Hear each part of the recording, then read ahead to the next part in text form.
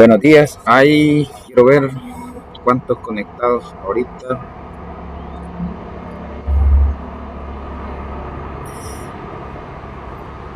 Bueno, hay 11 conectados, más uno aquí. Ya son 12. Ya con 12 vamos a comenzar porque ya son las 7:15, 7:15 según este reloj. A ver, en esta semana vamos a hablar de la responsabilidad. Me imagino que han estado hablando desde el lunes, aspecto relacionado con la responsabilidad. Creo que una de las cosas fundamentales de la responsabilidad es que tiene que ser constante, porque a veces el problema con este valor es que alguien puede ser responsable y que lo tilden como responsable. Dice, es que es bien responsable, él es bien responsable.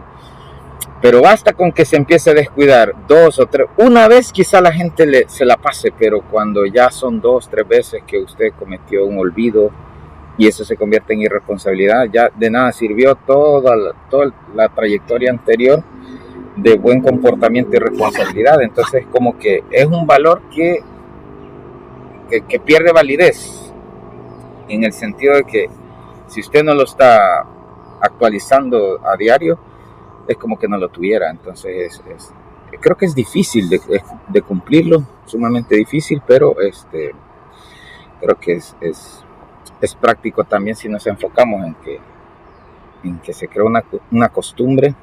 Con dedicación lo podemos lograr. Bueno, no sé si me equivoco, pero estamos ya,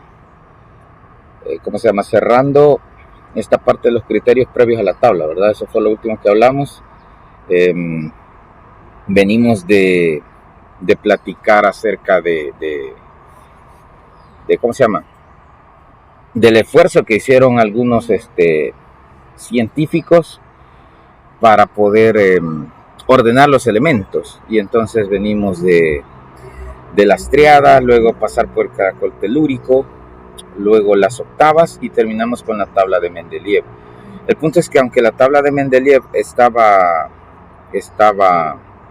muy bien hecha, tenía algunos aspectos que había que modificar, había que arreglar. Entonces justo vamos a eso ahorita. Vamos a ir a la tabla periódica, pero la tabla periódica moderna, ya no la tabla de Mendeleev.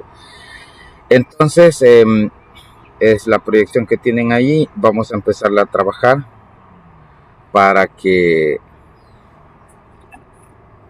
ustedes comprendan mejor el proceso. Sería como el proceso de actualización de la tabla, ¿verdad? Entonces, a ver. ¿Hola? Sí. La cámara está desactivada. A ver, vamos a comenzar con esto. Una vez que Mendeleev propone su tabla periódica, decidieron que esa es la que debía ser, porque empezaron a salir nuevos elementos y los nuevos elementos coincidieron en los espacios vacíos que Mendeleev ya había dicho. Entonces, a partir de eso ya no hubo ningún problema, porque ya no hubo necesidad de crear un nuevo criterio de ordenamiento, sino más bien se quedaron con la tabla propuesta por Mendeleev. Y entonces lo que se hizo nada más es actualizarla. Entonces eso es lo primero que vamos a hablar hoy. Las 3 actualizaciones o las 3 modificaciones que se le hizo a la tabla de Mendeleev para convertirse en tabla periódica moderna. Debo decir, antes de empezar a analizar estas tres actualizaciones, que a pesar de que ya no es la tabla de Mendeleev, le seguimos llamando tabla periódica. Y lo correcto debería de ser, aunque obviamente no lo vamos a usar, ¿verdad? Porque lo vamos a seguir llamando igual, pero lo correcto debería de ser tabla periódica moderna, porque ya no es la misma de Mendeleev. Pero es más, hay unos que ni siquiera le dicen tabla periódica, sino que le dicen la tabla. Pásame la tabla vos. Entonces, pero es una cuestión de conceptos. Pero lo que me interesa es que les quede claro de que lo que vamos a hablar ahorita es la tabla periódica moderna, ya no la de Mendeleev. Entonces, la tabla periódica actual o tabla periódica moderna se basa básicamente en estos 3 aspectos. El primero, en 1913 se hace la primera modificación. Ahí está fechado el inicio de la actualización, porque no es un nuevo criterio, sino es una actualización. Y la actualización dice que un tal Moseley ordenó los elementos en la tabla de una manera distinta. Esto marca, este primer indicio o esta primera actualización marca como la evolución de una tabla que tenía todavía problemas, que era la de Mendeleev, a una tabla, lo vamos a decir así, una tabla perfecta. ¿Por qué? Porque si hacemos una revisión en retrospectiva de los criterios que ya vimos, todos los criterios desde Dobereiner con las triadas, desde ahí, todos se habían basado en la masa. O sea, el criterio de ordenamiento se había basado en la masa. Con el caracol telúrico lo que tuvimos fue que, aunque se basaba siempre en la masa, pero los puso en orden consecutivo y eso le dio una evolución mayor, pero seguíamos teniendo el problema de que se basaban en la masa, o sea, el orden era la masa. Pero ¿qué pasa con Moseley? Viene Moseley y propone cambiar ese criterio. Ya no vamos a usar la masa, dijo. ¿Y cuál era el problema con usar la masa? Pues el problema con usar la masa es que como en la época, en ese justo momento en la historia, no se conocía a cabalidad los isótopos de cada elemento, entonces eso creaba una pequeña variación en cuanto a la cantidad de masa que se estaba usando. Entonces dijo él, ese es el problema, la masa. Entonces cambiamos el criterio. Y propuso el número atómico como criterio de ordenamiento. ¿Y por qué es importante mencionar el número atómico como criterio de ordenamiento? Pues resulta que el número atómico, o sea, el número de protones, lo hemos dicho en repetidas ocasiones ya, que no cambia en el átomo. O sea, el número atómico es propio o es la identidad de cada átomo. Y entonces Moseley descubrió ese secreto y dijo, bueno, si cada átomo tiene un número atómico distinto, aunque su masa pueda variar, entonces sí los podemos ordenar.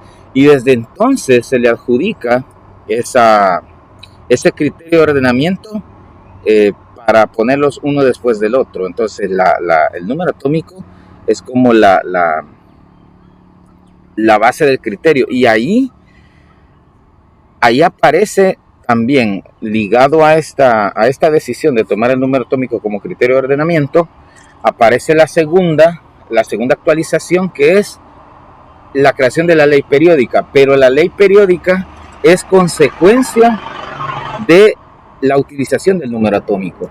Al utilizar el número atómico se genera por primera vez una ley periódica.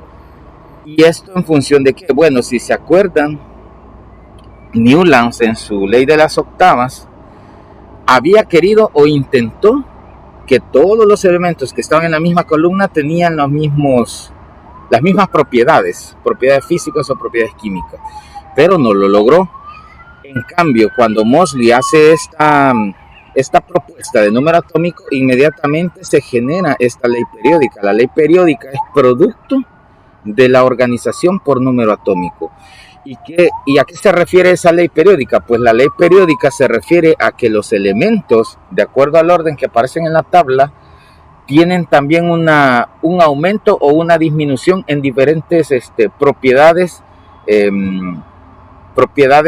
físicas, podemos decirle, propiedades físicas o de comportamiento. Entonces, ya cuando vemos la tabla con la amalgama de elementos, podemos decir que si estamos más a la izquierda, hay unas propiedades que pueden disminuir, si estamos más a la derecha, hay propiedades que pueden aumentar. Entonces a eso se refiere la ley periódica. Pero igual, si no queda muy claro ahorita, tendremos el espacio para poderlas ir revisando. De hecho, se llaman propiedades periódicas las que resultan de esta ley periódica. Y las vamos a ir analizando una por una, que eso va a ser como el planteamiento final de la clase. En eso nos vamos a quedar planteando las propiedades periódicas y desarrollándolas, sería la otra semana. Entonces, esas propiedades físicas y químicas quedan ordenadas a partir del número atómico. Y el tercer aspecto de actualización, esto ya fue más de forma, esto ya fue más así como que, pongámosla bonita. La tabla de Mendeleev era una cuadrícula, no tenía ninguna forma específica o especial. Entonces viene Heisenberg-Werner y propone el diseño final de la tabla. O sea, ese diseño que conocemos ahora con con dos bloques separados, ¿cómo se llama? Las curvaturas que pueda tener. Eso es producto de la actualización de diseño de Werner. Entonces, estos tres aspectos son los que enmarcan una nueva etapa en el criterio de ordenamiento. Entonces, la tabla se convierte en una tabla periódica moderna o tabla periódica actual. Esos tres aspectos son importantísimos. Pero el más importante de estos tres es el hecho de haber actualizado a número atómico. Eso quizás es lo más relevante que podemos hablar en todo esto. Bueno, la tabla, como ya dijimos, está ordenada por orden creciente de su número atómico. El orden creciente obviamente ya era de menor a mayor. El orden creciente ya era un aspecto que Champ-Courtois ya había mencionado en su caracol telúrico, pero que estaba equivocado. Ya con el número atómico vamos, el hidrógeno es el número 1, y así vamos, hidrógeno 1, helio 2, litio 3, y en ese orden hasta llegar al bueno, antes conocido como un unoctio, el 118, ahora que se llama oganesón con la última actualización, pero desde el 1 hasta el 118, todo va en orden consecutivo, y entonces tenemos que respetar ese orden uno después del otro. Entonces, de acuerdo a ese criterio de ordenamiento, podemos tener nosotros la división de dos partes en la tabla. Tenemos nosotros la creación de grupos y de periodos, muy parecido a lo que hizo Newlands. Entonces, los grupos nos referimos a bueno, en cuanto a posición, en cuanto a forma, así como en Excel, los grupos son las columnas y los periodos son las filas, para que nos podamos ubicar. Siempre cuando quieran recordar esto, acuérdense de Excel, aunque no es una referencia, digamos, tan, ¿cómo se llama? Tan fiable, porque, bueno, mi caso personal es que yo al principio, yo me acuerdo cuando vi Excel por primera vez, me confundí y decía cuál es la fila y cuál es la columna, pero si tienen claro qué es una fila y qué es una columna, entonces podemos decir que lo podemos aplicar a este criterio de grupo y periodo. El grupo es la columna, periodo es la fila. Entonces, todo el sistema periódico está organizado en propiedades químicas similares. Los grupos están organizados así, tienen propiedades similares en un solo grupo. En los periodos las propiedades van a ir en aumento de izquierda a derecha o viceversa, eso va a depender de cada propiedad. Pero como dije, eso lo vamos a hacer más específico en la segunda parte de esta clase. A ver, vamos a empezar a hablar de estas dos grandes categorías, de los periodos y los grupos. A ver, primero, ¿qué significa un periodo? O sea, ya dijimos que un periodo es la fila, ¿no? Pero ¿qué en realidad significa? Porque simbólicamente nos está indicando algo más que un ordenamiento de decir, tengo filas. Según el modelo atómico de Bohr descubrió que había niveles energéticos. ¿Alguien se acuerda cuántos niveles energéticos había? Ya lo vimos hace rato, pero ¿usted no se acuerda cuántos niveles energéticos había? ¿Alguien en casa se acuerda cuántos niveles energéticos habían o fueron propuestos por Bohr?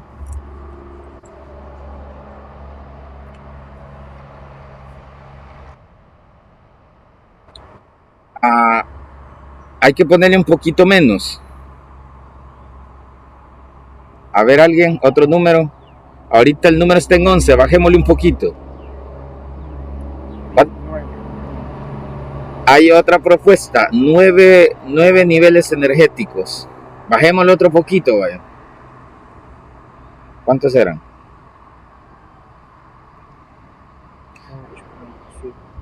A ver.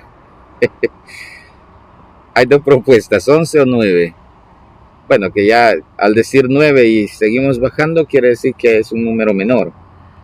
¿Alguien se acuerda?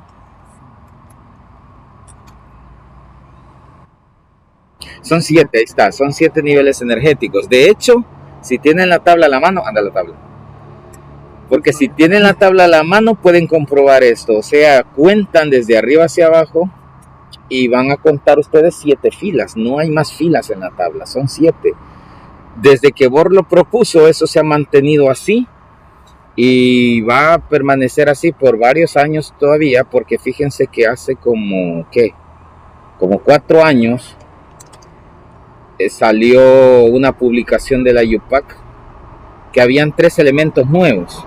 O sea, las cuentas las cerramos en 118, pero la UPAC dijo, hey, hay 3 elementos nuevos. Y entonces se quedaron a la expectativa. Obviamente no los iban a meter a la tabla hasta hacerle suficientes pruebas para asegurarse que de verdad eran elementos nuevos y que no se trataba de un isótopo de alguno ya existente. Hasta ahorita ya pasó el tiempo, creo que pasaron más de 4 años ya. Pero el punto es que nunca fueron agregados a la tabla porque no pasan la prueba que les pueda identificar específicamente que son nuevos elementos. Es decir, que existe la posibilidad de que esos 7 niveles que dijo Bohr sean cambiados a 8, porque la propuesta inicial, o sea, la propuesta teórica de esta publicación que yo les cuento, que ya tiene varios años, fue colocarlos en el nivel 8. Entonces, pero como todavía no está comprobado, técnicamente esto que yo les estoy diciendo todavía no es oficial, entonces no existe, porque para que exista y se pueda enseñar, tiene que estar ya aprobado, y quien lo va a aprobar es la Unión Internacional de Química Pura y Aplicada, que es por sus siglas en inglés es UPAC. Pero mientras esta entidad no lo oficialice, entonces son 118 elementos y Bohr todavía sigue teniendo razón, o sea, son 7 niveles energéticos. ¿Y por qué hablo de los niveles energéticos? Porque cuando hablemos de periodos de hoy en adelante, cuando digamos periodos, estamos refiriéndonos específicamente a niveles energéticos, que esa es la definición. O sea, habíamos dicho que son filas horizontales, pero ¿qué es lo que indican? Indican el nivel energético.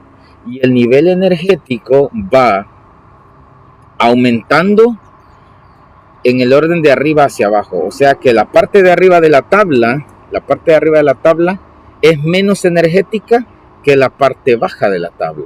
Entre más bajamos en la tabla periódica, más energéticos son esos niveles. Entonces los periodos indican justamente eso. O sea, identificables por sus filas horizontales, pero un periodo indica el nivel energético. Si ya lo vemos en la tabla, como les decía, si empezamos desde arriba, aunque falta el hidrógeno acá, luego les digo por qué. Aquí donde tengo el puntero debería de ir el hidrógeno. Ese es el nivel 1.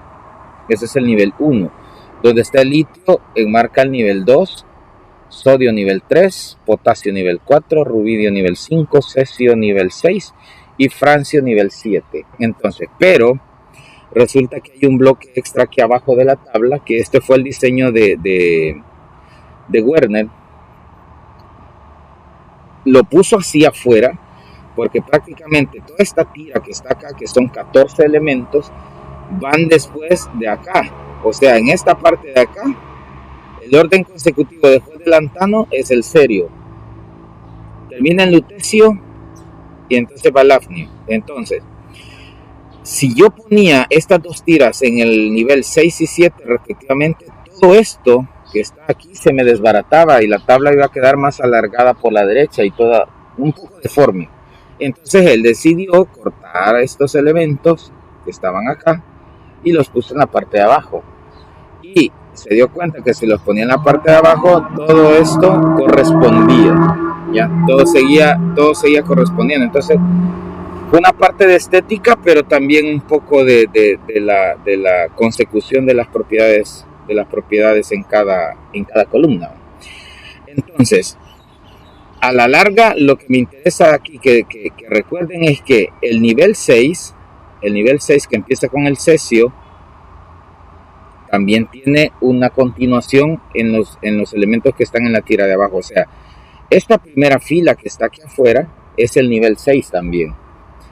Este es el nivel 7, pero también este es parte del nivel 7. Entonces son 7 niveles, pero acuérdense, este es nivel 6, este es nivel 7 también, para que lo tomen en cuenta.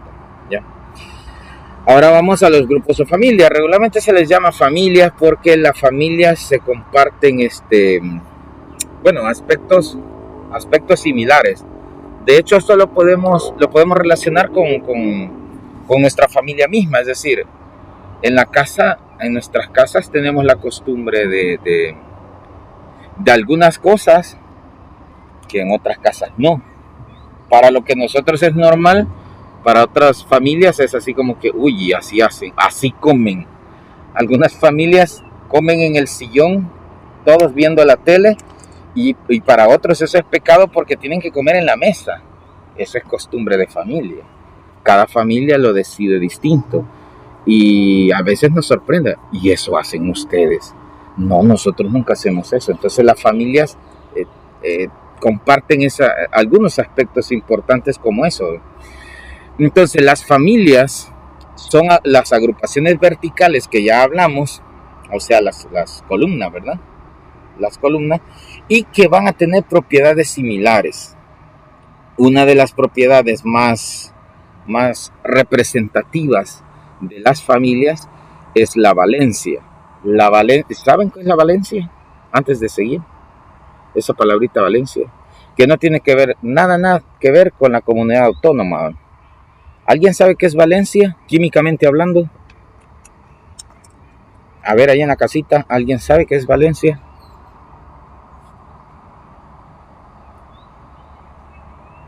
No. Bueno, el que calla otorga, creo yo. Entonces creo que no saben. Nadie sabe. Entonces, otra vez que no le escuché bien, Débora, lo último. Tiene que ver con electrones, muy bien, eso es correcto, tiene que ver con electrones. A ver, para que entablemos el concepto de valencia, para que nos ubiquemos mejor aquí, porque es una de las propiedades que está mencionando aquí la presentación. La valencia es la cantidad de electrones en su última capa. Los electrones pueden tener muchas capas, pero la que nos interesa es la capa más externa, la última capa. ¿Por qué? Porque esa última capa es la que va a reaccionar eventualmente para formar compuestos. Entonces se dice que entre las familias, todos los elementos que están en la misma familia van a tener la misma capa de valencia, o sea, la misma cantidad de electrones en su capa más externa. Y aclaro, no es la misma cantidad de electrones totales. No tiene nada que ver con eso porque los electrones van a variar de un elemento a otro aunque sean de la misma familia. Lo que estoy diciendo es que la cantidad de electrones en su última capa va a ser la misma. O sea, si vemos a la tabla, le podemos dar una revisada. Podemos decir el berilio, el magnesio, el calcio, el estroncio, el bario y el radio, todos del grupo 2, acá. Yo les puedo garantizar que tienen todos 2 electrones de valencia. Y así podemos ir con los demás grupos garantizando esa propiedad, esa cantidad de electrones más externos. Ahora bien, vamos a mencionar algo que es bastante frecuente, bastante común, y es la numeración de las familias o los grupos. Lo que sucede es que, bueno, a diferencia de los periodos, los periodos se numeran, bueno, en realidad se pueden numerar con letras también. Nosotros lo hacemos regularmente con números, 1, 2, 3, 4, 5, 6, 7, pero también se puede numerar con letras. Pero la numeración de las familias tiene sí dos formas de hacerse que son bien peculiares. Una es la numeración Yupac y la otra es la numeración tradicional. Voy a explicar primero la numeración Yupac, que es la numeración actualizada, la numeración nueva, la que deberíamos utilizar. Y es que esa numeración Yupac considera a las familias o grupos desde el 1 hasta el 18. O sea que la Yupac dice que son 18 grupos los que existen. Y si vemos aquí de referencia a la tabla, podemos contarlos. Miren, este es el grupo 1. Todo esto es el grupo 2. Aquí, para no ir contando uno por uno, son 10 columnas las que hay. Desde el escandio hasta acá. Entonces, son 10 más 2 que habíamos contado aquí, son 12. Todo este es el 13 14, 15, 16, 17 y 18 familias. Entonces, por eso la UPAC dice que le vamos a dar un número a cada columnita de estas. Y en total son 18, según la tabla. Los romanos la dice ese grupo. Y entonces en los romanos, que es la numeración tradicional, que es la que consta de un número romano con una letra. Entonces se darán cuenta en su tabla que estos dos primeros que están acá son del grupo A, los primeros dos grupos de acá, y los últimos 6 de acá son A. Y en su tabla está. Y estos que están aquí al centro, los 10 de aquí del centro, son grupo B. Entonces así está dividida la tabla. El grupo B está al centro y el grupo A está a los extremos. Ahora, la curiosidad, ¿por qué 16 grupos? ¿Por qué aquí 18 y por qué aquí 16 si estamos hablando de la misma tabla? Bueno, porque hay dos grupos que están combinados en la numeración tradicional, están combinados. Si nos enfocamos en eso, vamos aquí a el grupo del manganeso, del hierro y el cobalto. Estos tres son considerados el grupo 8B en la numeración, porque de hecho no van ordenados, sería así como 1, 2, 3.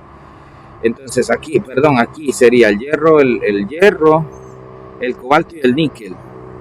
Ellos son considerados el grupo 8B. Entonces, ¿qué es lo que pasa? Que la UPAC va dándole un número a cada columna, pero al hacerlo en tradicional, lo que sucede es que estas 3 columnas se les adjudica un solo número. Eso quiere decir que hay 2 columnas que se quedan sin número propio, que son esos 2 grupos que hacen falta acá. Por eso es que podemos decir que la cantidad de grupos se modifica dependiendo de cómo quiero numerar yo. Ya.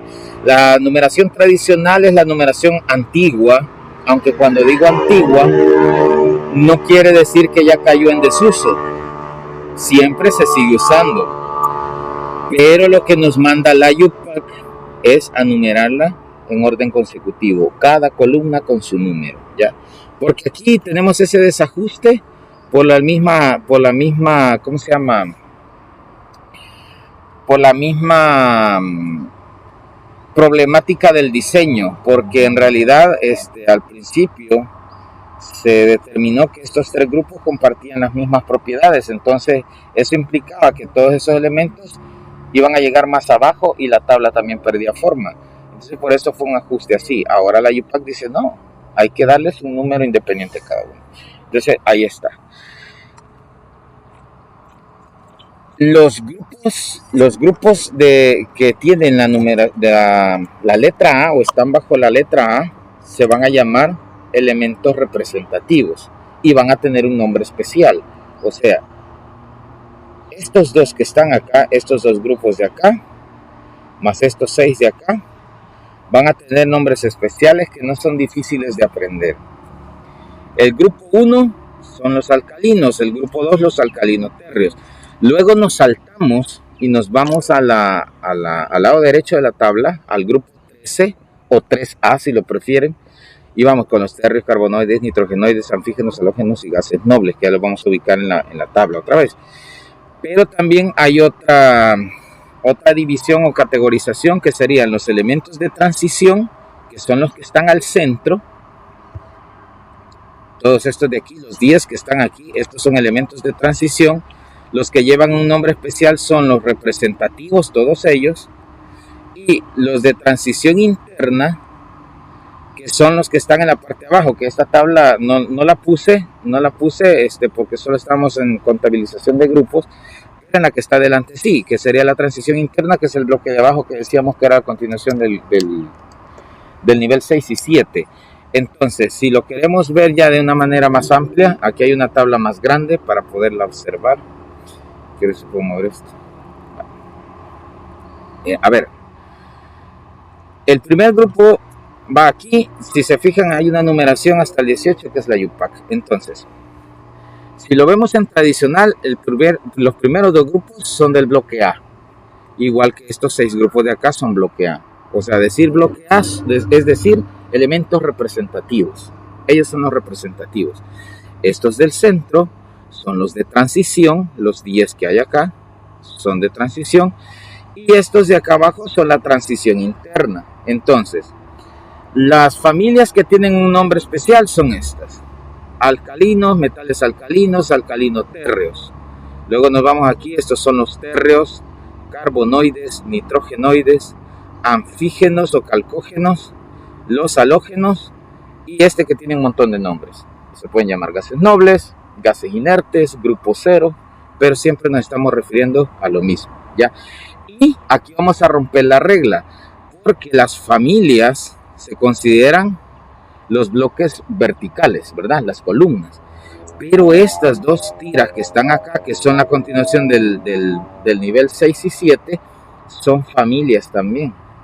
Esta que está acá es una familia desde aquí hasta aquí. Es una familia. Pero si se fija, se sale del patrón de columna. Entonces, pero solo son estas dos.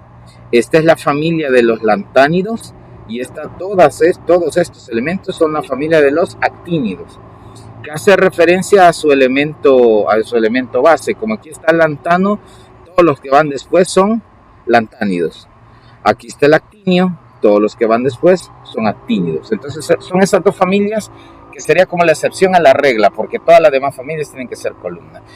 Los elementos de transición, que son todos estos, los metales de transición, no tienen un nombre especial, solo se quedan con su numeración, el número romano más la letra del grupo, que sería B. El 1B está aquí, este sería el 1B, este es el 2B, luego regresamos acá, este es el 3, 4, 5, 6, 7 y todos estos 3 son el grupo 8, ¿verdad? Y es como quedarían 8 grupos B y 8 grupos A. Así es como funciona. Los grupos representativos, o sea, los del bloque A, que son estos dos de aquí más los 6 de acá, tienen la propiedad de la valencia bien arraigada. Y es tan fácil saber cuántos electrones de valencia tienen, porque según el número de grupo, esto es más fácil en tradicional. Como le adjudicamos un número romano del 1 hasta el 8, entonces, si nosotros vemos el número romano, podemos saber cuál es la valencia. Por ejemplo, si ven en su tabla al grupo de los carbonoides, el grupo de los carbonoides tendrá aquí arriba en las tablas impresas un número 4A. Entonces, como es del 4A, quiere decir que el carbono tiene 4 electrones de valencia, que el germanio tiene 4 electrones de valencia, que el plomo tiene 4 electrones de valencia. O sea, no es necesario ir a revisar más. Yo veo el número de grupo, veo aquí que esto es un 6A y yo sé que el telurio tiene 6 electrones de valencia. Como este es el 2A, yo sé que el estroncio tiene 2 electrones de valencia. Así sería. Ahora bien, ¿qué pasa con los de transición? Pues teóricamente el de electrones de valencia tendría que coincidir con el número de grupo que ya mencionamos, pero eso no siempre va a coincidir. La última fila tiene 18 electrones. 18 electrones, eso. Pero de valencia solo 8. Porque lo que hemos hablado es que en total, por ejemplo, el radón, ya, si nos basamos en cantidad de electrones, sí tenemos 86 electrones, por todos. El radón tiene esa cantidad de electrones, pero electrones de valencia va a tener 8. ¿Y cómo lo sé? El número de grupo es el 8A. Entonces él tiene afuera, los que quedan expuestos solo son 8. Del total que él tiene, son 86. Pero 8 en realidad son los que están hasta afuera y que están expuestos. Ya todo la última capa. La última capa, correcto, la última capa. ¿Sí vamos bien, va? Sí. Va, chévere. Ahora bien, hablamos la vez anterior de los criterios previos de ordenamiento que Berzelius se atrevió a clasificar los elementos en metales y no metales. Pues ese criterio ha sobrevivido hasta nuestra época, porque nosotros todavía seguimos clasificando a los elementos de la tabla en metales y en no metales. Y más o menos podemos clasificar la tabla de esta manera. Vean. Los metales van a ser todos los elementos que están pintados en... ¿Qué color lo ve? Azul, yo digo que es azul. Celeste, va, es más claro. Pues los de color celeste, que soy daltónico, los de color celeste son todos los metales que existen o clasificados como tal. Los de color verde son los metaloides y los amarillos son no metales. Ahora bien, esto ya está clasificado y determinado. Quizá en lo que nos tenemos que basar para que ustedes estén seguros al momento de depurar quién es metal y quién no es metal, hay que aprenderse los metaloides. Los metaloides son 7. Entonces, al poderse los metaloides, al identificarlos, me da a mí la facilidad de poder decir quiénes son metales y quiénes no metales. ¿Por qué? Porque ellos determinan la frontera entre unos y otros. Vea, los metaloides van a ser el boro, el silicio, el germanio, el arsénico, el antimonio, el telurio y el polonio. Y ahí paramos. Son 7. 2 aquí, más 2 aquí, más 2 aquí y 7. Yes. El astato no es un metaloide, el astato ya sería un no metal. Entonces, si nosotros sabemos que son 7 metaloides y sabemos cuáles son, entonces no vamos a tener ningún problema en decir, bueno, lo que está a la izquierda, porque el polonio es el que cierra aquí. Aquí cierra. Entonces, ¿qué quiere decir? Tiene que ser el metal. Que todo lo que está a la izquierda tiene que ser metal. Y el polonio cierra aquí, el telurio también, el arsénico, el silicio y el boro. Si nos enfocamos aquí, todo lo que está a la derecha tiene que ser no metal. Entonces no vamos a tener ningún problema. Quizá la excepción a la regla es este amarillo que está aquí, que descuadra todo, que es el hidrógeno, ¿ya? Pero el hidrógeno es un elemento bien particular y bien peculiar, porque de hecho dijimos que lo habíamos sacado de la tabla, ¿ya? Porque el elemento hidrógeno, como dato triste del día, es el único que no tiene familia en toda la tabla.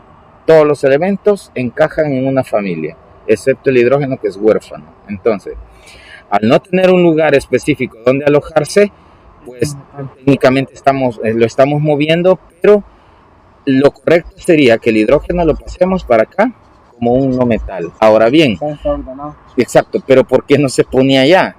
Porque si es que, bueno, es complicado desde la perspectiva que queramos. Por ejemplo, ¿por qué se deja aquí? ¿Por qué inicialmente se ha colocado aquí? Bueno, si nos basamos en la propiedad de valencia, la capa de valencia, este es el 1A. Quiere decir que el orden de valencia no se puede cambiar por el grupo, ¿verdad? Porque tenemos 1A. Exacto. Entonces, todos ellos tienen un electrón de valencia. Todos ellos. Y si vemos al hidrógeno, tiene un electrón de valencia también. O sea, él encaja aquí. Pero ¿qué es lo que no encaja? Que el litio es metal, que el sodio es metal, y así seguimos con lo mismo hacia abajo. Todos ellos son metales. Tienen propiedades metálicas y propiedades bien puntuales. ¿Qué pasa con el hidrógeno? No es un metal, es un gas de hecho. Entonces, allí no encaja. La valencia sí encaja y por eso la mayoría del tiempo va a estar aquí. Pero el hidrógeno se parece más a los halógenos, que son gases. Entonces, bueno, a excepción del bromo, pero se encaja mejor ahí. Ahora, ¿por qué no lo ponemos ahí? Porque si nos basamos simplemente en la valencia, por ejemplo, la valencia de todos ellos es 7. La del hidrógeno es 1. Entonces no la podemos colocar ahí. Además de eso, ellos tienen propiedades bien fuertes, como la electronegatividad es demasiado fuerte. La del hidrógeno no, él es bien débil. Entonces, eso es el terrible conflicto con el hidrógeno, que no lo podemos poner ni aquí ni acá. Entonces él va a ser como un elemento transitorio, dependiendo de lo que estemos hablando, lo vamos a colocar a la izquierda o si no a la derecha. Entonces es importante saberlo, ¿ya? No sé si hay preguntas hasta aquí. Digo, porque lo importante aquí es identificar los 7 metaloides, que la única manera es aprendiéndolos, saber cuáles son.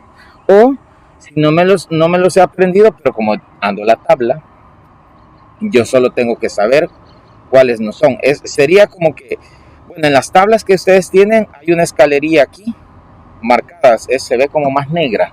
Entonces lo que pueden hacer es que los metaloides son los que están arriba y abajo de la escalera.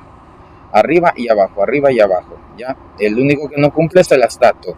Y el aluminio tampoco, porque bueno, de hecho en mi época de estudiante, a mí allá en tercer ciclo me dijeron que el aluminio era se consideraba un metaloide, hace como unos cuantos meses ya de antigüedad, pero a mí me lo enseñaron como metaloide, porque decía, es que no pesa, la densidad es bien baja, no conduce la electricidad y que no sé qué, el magnetismo, y decían, de hecho ni se llamaba metaloides, nosotros lo llamábamos semimetales, ese era el término antiguo, que a veces se sigue usando, pero ya no es tan frecuente, ahora se dice metaloide.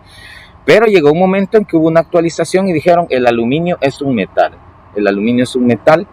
y tiene que ser sacado de la categoría de metaloides, y por eso es el único que no cumple, ¿ya? Sería el boro, y luego cuando ya bajamos a silicio siempre es el que está arriba y el que está abajo. Se hace complicado porque, como les digo, aquí no está la escalería marcada o sombreada más fuerte que las demás líneas, pero en las tablas impresas sí está, y eso hace que sea un poquito más fácil. Sin embargo, creo que 7 elementos no es difícil de aprender y tenerlo en la mente y decir, son metaloides, porque así lo que está a la izquierda es metal, lo que está a la derecha es un no metal. ¿Sí va? Va.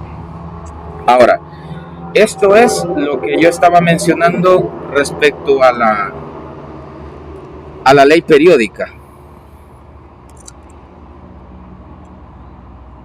La ley periódica considera todas estas propiedades. Es decir, si la tabla ya fue organizada en función de su número atómico, eso quiere decir que van a haber más condiciones. Eso fue la premisa adelantada. Hay más condiciones que solo el orden consecutivo para ordenar los elementos. Quiere decir que hay características en todos los átomos, en todos los elementos, que van a tener un orden consecutivo. Y esas características entonces se refieren a las propiedades periódicas, que son, como les dije, características físico-químicas conferidas a los átomos en función de su posición en la tabla. Si se fijan, aquí hay 2 diagramas. En esencia lo tenemos que aprender. De hecho, esto lo vamos a plantear muy bien para que quede bien definido desde el principio. Pero si se fijan, hay 2 secuencias de desplazamiento. Ir hacia la derecha y hacia arriba, o ir hacia la izquierda y hacia abajo. Solo son 2 sentidos los que vamos a tener, pero esto lo vamos a plantear al final. Lo que quiero que vean es que estas propiedades que se le confiere a cada elemento, a cada átomo, va en función de lo siguiente. Primero, aquellas propiedades, digo propiedades porque son 2, que están relacionadas con el tamaño del átomo. Y cuando hablamos del tamaño vamos a hablar de radio. Entonces hay 2 categorías para el tamaño: el radio atómico y el radio iónico. Entonces son 2 categorías que están hablando siempre del tamaño. ¿Por qué están separadas, radio atómico y radio iónico? El radio atómico lo vamos a establecer desde ahorita. El radio atómico se va a basar técnicamente en en el tamaño del átomo, pero de aquellos átomos que se encuentren en estado neutro. Es como la categoría o la condición especial. Si el átomo está neutro, entonces lo voy a analizar el tamaño con el radio atómico. Pero si el átomo se ionizó, perdió o ganó electrones, entonces yo estoy obligado a cambiar de criterio. Ya no puedo decir el radio atómico del sodio +1, ya no lo puedo decir así, porque el sodio ya perdió un electrón. ¿Y qué es lo que pasa al perder o ganar electrones? Lo que sucede es que cambia el tamaño del átomo. Va a cambiar el tamaño. No quiero yo meterme en tanta especificación ahorita. Eso lo vamos a ver cuando estemos analizando el radio iónico. ¿Cómo es el orden de cambio del tamaño? O sea, porque al perder electrones cambia, al ganar electrones también cambia o se modifica el tamaño. Entonces, pero al saber que se ha modificado, nosotros le vamos a llamar radio iónico. ¿Por qué? Porque estamos haciendo ya referencia adelantada de que el tamaño del átomo ya cambió, ¿sí? Entonces, cuando el átomo es neutro y que lo analicemos a partir del radio atómico, vamos a tener categorías también como radio covalente o radio metálico. ¿De qué va a depender esto? Esto va a depender de la naturaleza. Ya voy a regresar luego a la tabla grande otra vez. Esto va a depender de la naturaleza de los elementos que estén en juego. O sea, si son metálicos como tal, estamos analizando el radio metálico. Si son no metales, entonces estamos analizando el radio covalente. Entonces, pero esto es un criterio de forma. Vamos a quedarnos con la categoría principal, que sería radio atómico, siempre y cuando, insisto, sea un átomo neutro. Y el radio iónico, cuando la cantidad de electrones sea modificada, o sean agregadas o sean quitadas. La energía de ionización y la afinidad electrónica van a ser propiedades que comparten el mismo o similar mecanismo, porque están hablando de energía. Ambas están hablando de energía. Entonces, la energía de ionización es energía que entra al átomo y la afinidad electrónica es la energía que sale del átomo. Pero ahorita se los adelanto, la energía que entra a un átomo para arrancar un electrón es la misma energía que tiene que salir cuando se mete un electrón al átomo. Entonces, como la energía es la misma, estamos hablando que prácticamente estas propiedades son complementarias. Una analiza la entrada de la energía, la otra analiza la salida de la energía, pero en cuestión de magnitud vamos a tener la misma cantidad. Así sería. Ya por último, la electronegatividad, que también tiene mucho que ver con el carácter metálico, o sea, porque son ¿cómo se llama? Son propiedades contrarias. Diga. Digamos, la energía de ionización es la que entra en el átomo. La energía que entra para sacar electrones. Y la afinidad electrónica es la energía que sale cuando usted mete un electrón. O sea, son dos procesos. Vamos a hablarlo detenidamente después, pero prácticamente sería en la energía de ionización. Como respiraste y cuando sale. Exacto. Entonces la energía de ionización es así. Yo quiero ir a quitarle un electrón a un átomo, pero para quitarle ese electrón yo lo debo obligar. ¿Cómo lo obligo? Con una descarga eléctrica, por ejemplo. Yo le doy la descarga eléctrica, él me suelta el electrón. Pero esa cantidad de energía que yo le apliqué para que lo soltara es la energía, en la contraparte de la afinidad, es la energía que va a soltar cuando yo le diga, aquí te lo traigo de regreso. Es algo así. La electronegatividad es la fuerza con la que los átomos atraen a sus electrones, y hay unos que tienen más fuerza que otros. Y como el carácter metálico es lo contrario, entonces quiere decir que entre más electronegatividad tenga un átomo, menor carácter metálico va a tener. Pero para que esto quede categorizado de manera general, voy a mencionar lo siguiente. Les dije al principio que habían dos órdenes de desplazamiento en la tabla. O sea, en la tabla podemos ir de izquierda a derecha, y de abajo hacia arriba. O sea, este primer criterio que está aquí, en el diagrama de arriba, nos indica que si partimos de la parte más baja de la tabla, desde aquí a la izquierda y abajo, y nos vamos desplazando hacia la derecha y cada vez subiendo más, quiere decir que la esquina superior izquierda, aquí, tiene menor fuerza la propiedad que estemos analizando que los elementos que estén ubicados en la esquina superior derecha. Los que están aquí son más fuertes, los que están hasta abajo a la izquierda son más débiles. Pero también hay casos en los que es al contrario. Si el desplazamiento va de derecha a izquierda y de arriba hacia abajo, esto quiere decir que esa propiedad en juego va a aumentar cada vez que nos desplacemos a la izquierda y hacia abajo. O sea, aquí en la esquina en la esquina inferior izquierda van a ser los elementos que tienen mayor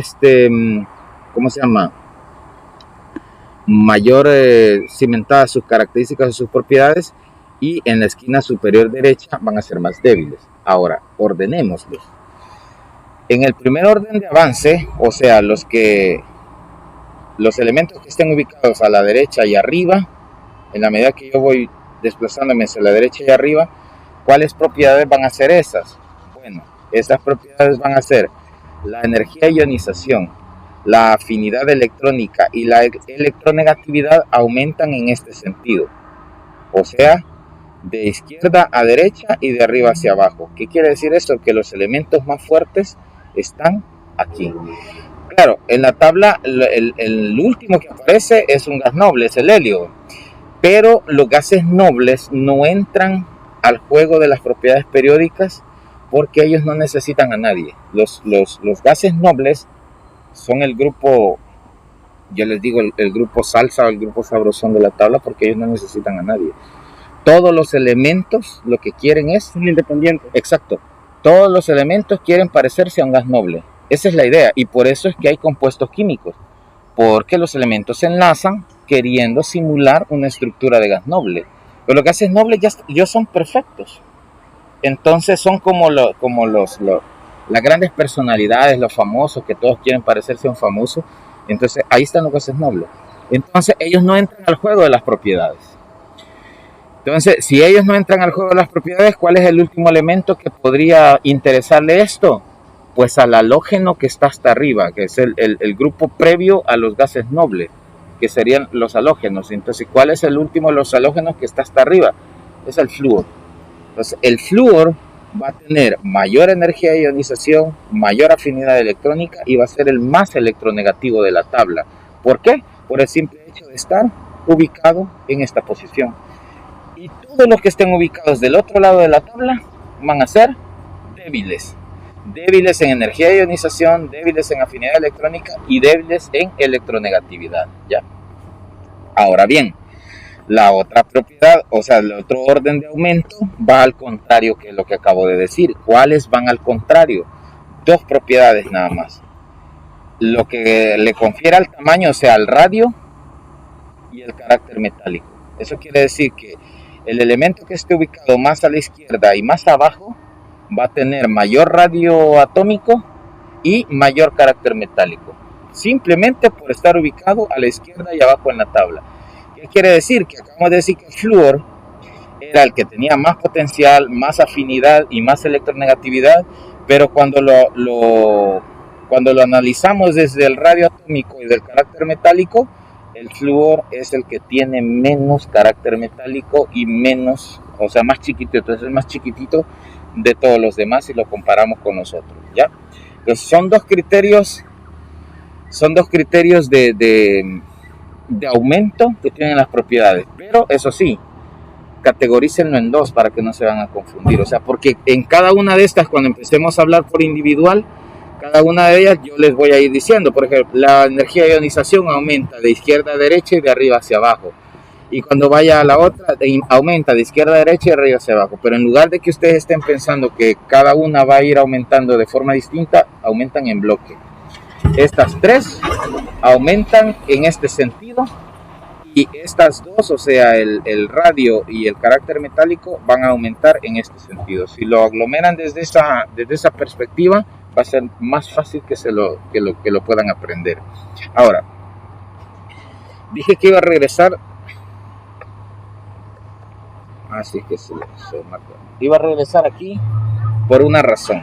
Vean, para establecer como ¿cómo se dice?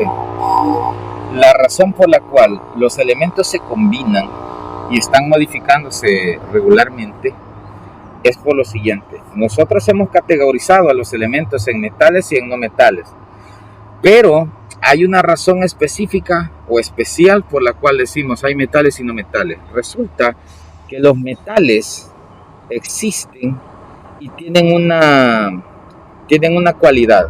La cualidad de los metales es perder electrones. Todos los metales van a hacer eso. ¿Quisieran ganar? Sí, posiblemente quisieran ganar electrones, pero no pueden hacerlo porque tienen carácter metálico. Entonces, ellos lo que van a hacer siempre o frecuentemente es perder electrones. Es la única que les queda. Pero hay otros, en contraparte, los no metales, que vinieron al mundo a ganar electrones. Ahora, ¿de qué depende ese comportamiento? Porque ese comportamiento debe tener un origen o una explicación. ¿Cuál es la explicación o cuál es el origen? Pues resulta que acabo de decir yo hace un rato que los gases nobles son los perfectos en la tabla. Todos quieren parecerse a ellos porque tienen sus 8 electrones de valencia llenos. El tener 8 electrones de valencia significa, químicamente hablando, la autorrealización.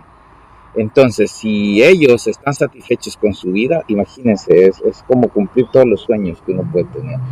Que yo a los 20 años quiero tener 2 casas, tantos carros, tanto pisto, y usted lo logre, entonces sería la comparativa de decir, usted es un gas noble. Entonces, como todos los demás elementos envidian a los gases nobles, van a pelear por parecerse. Explico. El flúor, por ejemplo, está en el grupo 7A. ¿Cuántos electrones de valencia tiene? Si está en el 7A, tiene 7.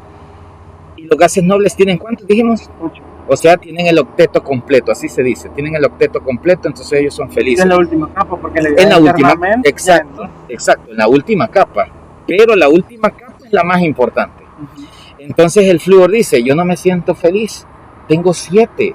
Estoy tan cerca de ser feliz, solo me falta un electrón. Entonces, ¿él por qué cosa va a luchar?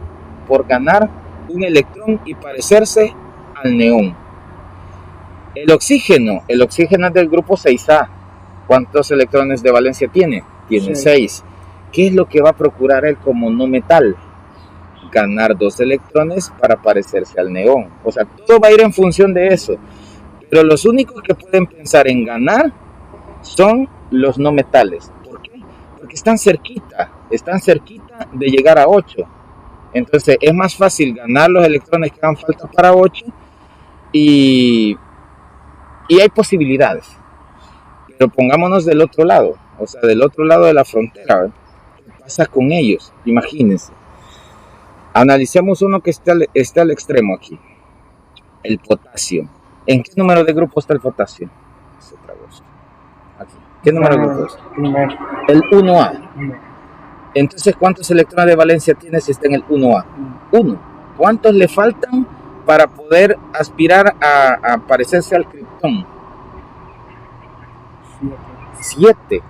Ganar 7 es como decir, en 2 años yo quiero juntar $1 millón. O sea, sí es posible, ¿verdad? Pero se imaginará, si es con trabajo honesto, se imaginará cuánto debe costar. O sea, si yo me voy por otro rubro, posiblemente en unos meses ya lo tenga, ¿verdad? Pero a pie, así, a pie y honesto, el potasio jamás va a llegar hasta aquí. Es un largo camino de 7 electrones que ganar. Y aparte de eso, él es tan débil en sus propiedades. Entonces, ¿qué le queda? Él es fuerte en algo. ¿En qué es fuerte? En el carácter metálico. ¿Y qué significa carácter metálico? Capacidad de regalar sus electrones. Entonces, ¿cuál es la estrategia de los metales? Bueno, yo solo tengo un electrón de valencia en la capa externa. Si me deshago de ese electrón, lo que va a suceder es que me voy a quedar con la capa interna. ¿Y la capa interna cuánto tiene? 8. ¿Por qué? Porque para llenar cada capa yo necesito llegar a 8. Entonces, el negocio del potasio o el negocio de los metales es perder sus electrones. A mí me conviene más perder mis electrones para poder llegar a aspirar a ser un gas noble. El argón tiene 18 electrones. El argón, 18 electrones. Aquí estamos en 19. Potasio tiene 19 electrones. O sea, tiene un electrón más que lo que tiene el argón. Entonces, ¿qué es lo que hace el potasio? El potasio, el juego, el truco es que si se deshace de su electrón, él va a quedar en la misma situación que el gas noble, pero del nivel anterior. O sea, en lugar de adelantar, lo que hace mejor es retroceder, perder electrones para tener los 8 que tiene el argón, para parecerse a él. Entonces, eso es lo que hacen los metales.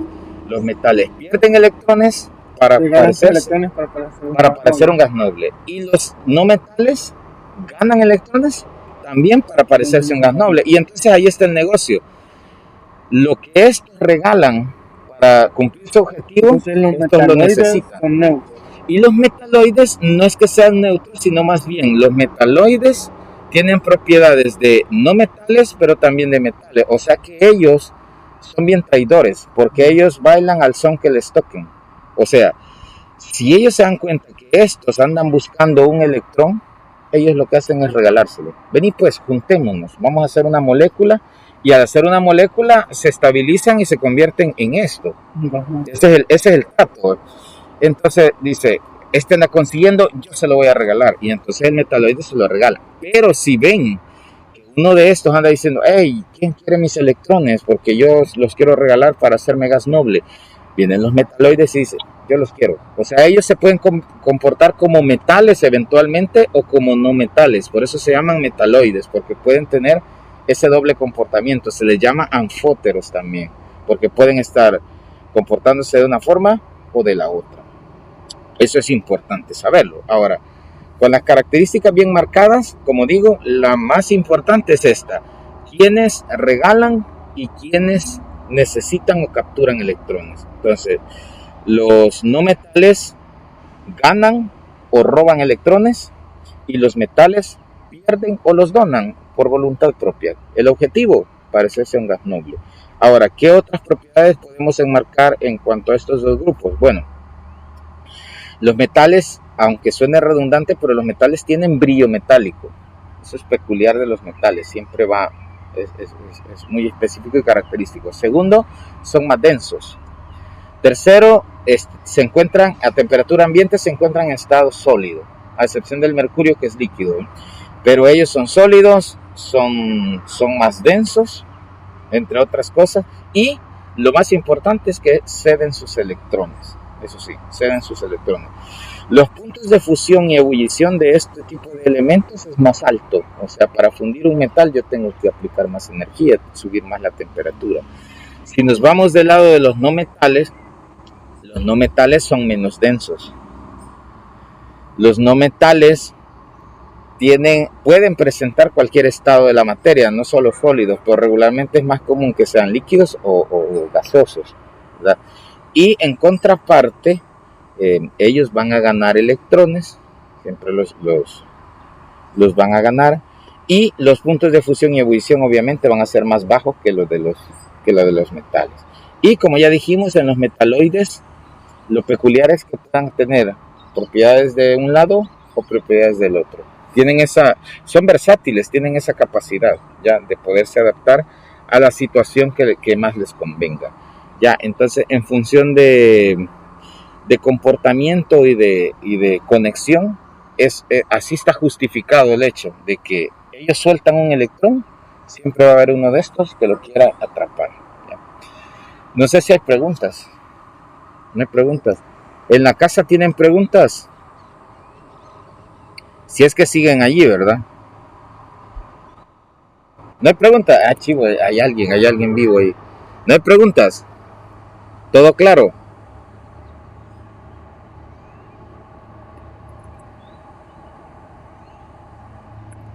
Sí, todo claro entonces. Podríamos decir que damos el tema por visto, y yo pudiera hacer un examen ahorita y todos me contestan, me imagino yo. Sí, va. Digo, porque no hay preguntas. ¿Sí?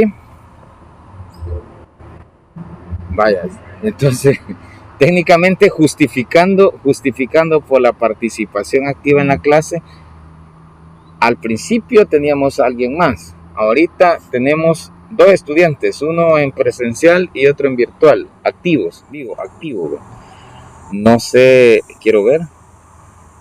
Tenemos 15. Y de los 15, ¿quiénes estarán ahí? No lo sé.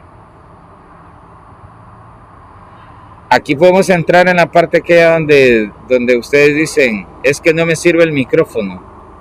Y como hoy ya no tenemos chat, el chat está deshabilitado, no hay manera de poderse comunicar. Pero yo esperaría que los 15 que han estado conectados hayan puesto atención, y que no solo hayan puesto a la llamada activa y allí murió. Entonces, esperaría yo que haya quedado claro el contenido. Esta clase es la que va a quedar grabada en el canal. Vamos a cerrarla entonces. Si no hay preguntas, vamos a cerrar la grabación, vamos a pausar la grabación. Pero de todos modos, si tienen alguna pregunta, la pueden hacer a partir de este momento. Si no, pues creo que de mi parte esto sería todo. Pero aún, yo les digo, si tienen alguna pregunta, la pueden hacer. Si no, pues vamos a cerrar hasta ahí. Les queda como referencia, ya una semana nos queda, ¿verdad?, de clase. Y vamos a los exámenes de periodo otra vez. Entonces hay que aprovechar siempre el tiempo. Insisto, si hay preguntas, no importa si es del inicio, cuando empezamos a hablar de los aspectos generales de la tabla, pueden hacerlo. Si no, pues yo me despido aquí y ha sido un placer.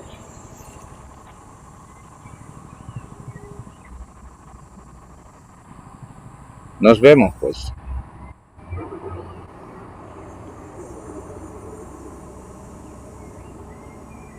Ah.